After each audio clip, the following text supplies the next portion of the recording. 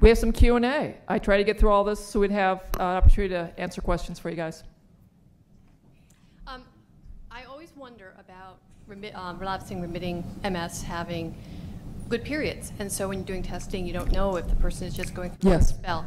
But the fact that you're using secondary and primary progressives, do you think that that takes that piece out of your That is research? exactly why our first study is secondary and primary progressives. So nobody expects those people to have improved function. Now, we are doing our next study that actually I'm funding with the proceeds from Minding My Mitochondria will be relapsing remitting, and we'll have a waitlist control. Good, thanks. Yes. Go ahead. Hello? Get close, Yeah. yes. So first of all, I feel like this is kind of these are very minor questions in the grand scheme of what you're doing, but since you put an emphasis on cooking and how it's prepared, I want to ask two questions. One was on, the form of K2, because I feel like I've heard both people talk about MK7, MK4, and I forget if it was on Chris Kresser's blog or someone else where they talked about the more active form, like showing more efficacy was the MK4 form, and I didn't know if you had. We don't have that data. We're not measuring our vitamin K values, so I don't really know that. Okay. People eat a lot of greens on our diet, and we certainly shift their gut bacteria by ramping up the fiber. It would be I wish we had enough money to measure all those things. And then my other question was when you talked about the cooking with water-soluble vitamins. Now, I thought it was just that, you might lose some of them, but I've actually heard of people who will cook rice in the solution that they cook the vegetables in, and then they reabsorb, say, like vitamin C into the rice. So my question is, are you actually degrading the vitamin C where it's not usable at all from the cooking, or is it just seeping out? But if you eat that liquid or you drink the liquid or cook I would say the answer is not really known. Okay. Yes. Yes, I was wondering, will this approach, do you believe, work with everyone with MS or a certain subset of people with MS, or is that? I expect that it will work with many. This is sort of the public health version. For people who it does not work, I recommend a toxicology screening for looking for heavy metals, looking for a stool analysis for what's growing in the stool. Are there parasites, yeast? And then there's chronic infections such as Lyme's, chlamydia, Bartonella, babesiosis. So it won't work for everyone. I think people will benefit from a functional medicine eval, but from a public health message, will this work for 80%, 90%, 95%? That part I don't know yet. Thank you. You're welcome. How would you grade your own recovery in terms of return of capability and function? Okay, so here are the things. So in 2007, can't sit up. I can now jog around my backyard 3 laps. I can stand, before breaking my arm, I could easily stand for 2 hours giving lectures, walk 2 miles. Since breaking my arm, I'm impressed that the metabolic energy it took to heal set me back on my heels. I'd have a hard time walking a mile now. And I was not confident I could stand for the whole lecture, which is why I'm giving it sitting. So I certainly have lost some ground having broken my bones. I predicted that it would take me 10 years to recover. I've made pretty good recovery in the 5 years. I think there's a ways to go. For example, I do my taekwondo warm-up kicks. I can do a side kick about 6 inches off the ground and pivot forward kick, pivot back without falling. So I'm making continual progress, but by no means am I cured. If when I'm traveling and I can't eat the way that I like to eat, that becomes a problem for me. If I get some sauces on my food, get some gluten, I will have a flare of my face pain, which is like electrical jolts of pain that in a matter of hours can be so devastating that I'm not able to speak. So that keeps me very, very compliant on my diet. It also means that when I travel, I have a bag of sprouted nuts and a bag of liver jerky and powdered algae, so I can maintain my diet more effectively while traveling. Thank you. And I would also say this is one of the easier places I've gone to because you guys actually feed me food that I can eat. So thank you.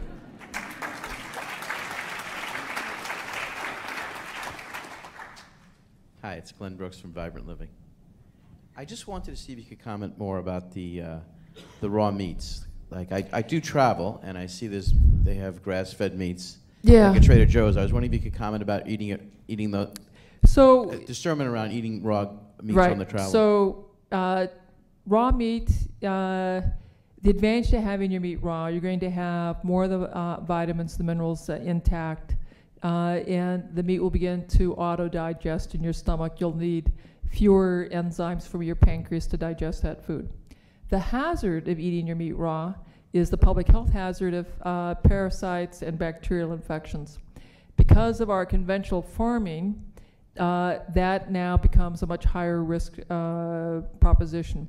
If you can buy your meat from farmers that you know the health of the animal, you're decreasing the risk somewhat. If you have the meat in a deep freeze for at least 14 days, you're going to decrease the risk of parasites. But there are certainly public health concerns. Eating enzymes with your food is another way of dealing with those issues. I buy my meat directly from the farmer. I would be nervous about getting meat commercially and eating it raw. Any other tips about traveling and your food? I've learned the hard way to bring a lot of food with me. Yes. Dr. Wahls, you put a lot of emphasis on supplements. Can you go into more details what supplements you use and which supplements are important, especially for the pain? You mentioned pain for the face. So I have a long list of supplements. I talk about them in the book. We have a lengthy list.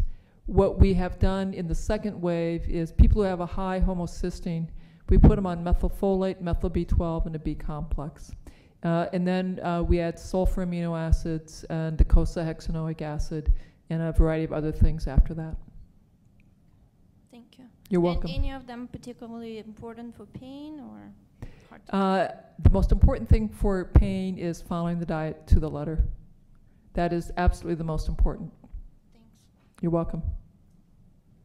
Thank you. I was wondering, you mentioned omega-3 fatty acids. Yes. And when you talk about mitochondria, to me, medium-chain triglycerides always come up as a good energy source and Yes. also mitochondrially healthy. So do you consider that an important part of your diet or any other fatty acids that you particularly focus on? So people lose weight. Everybody loses weight on our diet. When they lose weight and they get into a body mass index that's too low, we have them ramp up medium-chain triglycerides, adding coconut oil, and I have them take sprouted walnuts, raisins, and coconut oil, and add some cocoa and cinnamon and make a coconut oil fudge. And we feed that to them ad lib. I also ask them to eat more liver and more organ meat during that time. So it's more of a mass, or it's for weight gain, not as part of the diet normally? It's part of weight gain because it was not what I did originally. It's in our next study. We will be using medium-chain triglycerides. You know, it's really quite remarkable that I got the Institutional Review Board to approve my study because it's so comprehensive, so complex. And the whole reason why the IRB approved it is I'm a member of the IRB. They saw me get in the wheelchair. They saw me look like shit. And then they saw me suddenly walking, riding my bike. And so when they were interested in having me do this study, the Pharmacy and Therapeutics Committee said, no, it's no safety data. We can't approve this. So then I rewrote my study without the supplements. The IRB disapproved that study. I was really upset. But then they called in the head of pharmacy and said, you work it out. We want to approve the study. She needs to do it exactly the way she did with all of her supplements. You tell her what safety labs she needs and who to exclude. So that's how we got into the study. Now our next study, we will stress coconut oil more. Thank you very much. I think your talk and what you've done is fantastic. So Thank you. Dr. Wahls, over on this side. I've been doing a lot of reading lately about the similarities of MS and chronic fatigue syndrome and fibromyalgia.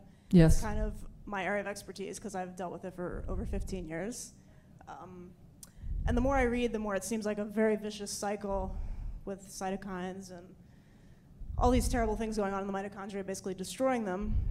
And it seems like eating and supplementation is pretty difficult to break that vicious cycle in some cases. And from my experience, I still deal with the symptoms. And like you said, you're still progressing, but just at a slower rate. My main question would be exercise. Based on what I read, it seems like exercise is a terrible idea given the state of our mitochondria. I just wondered what you thought about that. Exercise, we designed an exercise program for everyone in our study based on where they're at, and we progress that. It's easier to do when we add the electrical stimulation of the muscles. I think exercise is an important part of recovery, but it has to be paced very carefully to the individual. If you go too fast, you lose ground quickly. Can you describe the electrical muscle stimulation? I'm also a chiropractor. I'll talk with you about that outside. Okay, thank you. It's an honor to hear you talk. Thank you so much. Two-part question. I'll try to be short about it. But one is with supplementation, there's a lot of controversy on synthetic versus whole food supplements. Yes. And have you done any work with comparing the two, and if that makes a difference? And the second part is the diet that you set is similar to a lot of the anti-inflammatory diets that people use for irritable bowel syndrome, which then increases bioavailability. And so I wonder if over time, I guess that second part is does the diet require supplementation, or over time do you find that you can actually wean off them because you're getting more from the diet as you decrease inflammation? These are great questions. We don't know. I do know, being sort of cheap, I was running out of my supplements. I ordered them online. I was going to miss them for a couple days, and so I thought, no big deal. My face pain turned on horrifically. I ended up in the ER with uncontrollable pain. It was miserable. And I'm stupid enough, I let that happen a second time. Well, I'm not so stupid to do it a third time. So I am very, very slow about making any supplement change. That is why in our second wave, we are starting the supplements at 6 months so I can get a better sense of how important the supplements are. And that's partly why I was so surprised that our primary progressives were better. I thought, wow, that's pretty exciting. So you will publish the work on supplement versus non-supplement? So I plan on writing and publishing all of this stuff. That's why I didn't want you guys to take pictures for me. Now I'm writing and submitting grants, and the neurologists who review my stuff say, it's very clear Dr. Wahls does not understand the pathophysiology of MS. And so I think there's going to be some very high barriers for publication because people accuse me of cooking the data and all sorts of terrible stuff. But we will try. My research assistant's writing this up, and our goal was to have wave 1 submitted by the end of August. Probably the Journal of Complementary Alternative. Oh, time is up. Sorry. Okay. Thank you all.